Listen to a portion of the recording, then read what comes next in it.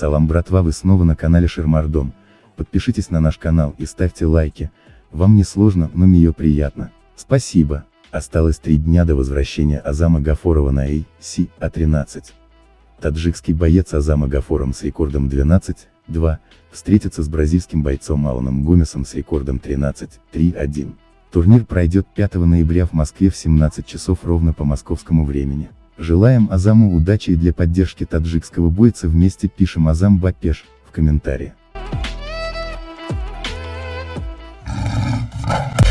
Хамзат Чимаев отрицает вражду с Хабибом и Исламом Махачевым.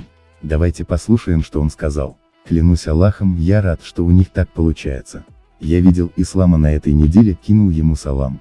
С Хабибом они вес гоняли, суета была. Хорошие пацаны, хорошо делают свою работу. Ислам выиграл в первом раунде.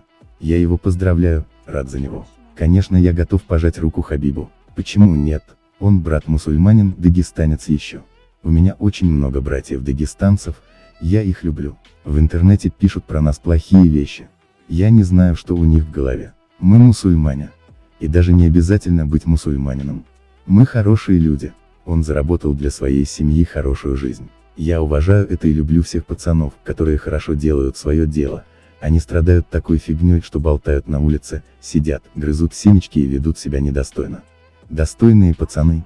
Видите, Ислам выиграл свой бой. И его мама, как и моя, будет гордиться. Я знаю, что моя мама молилась за меня.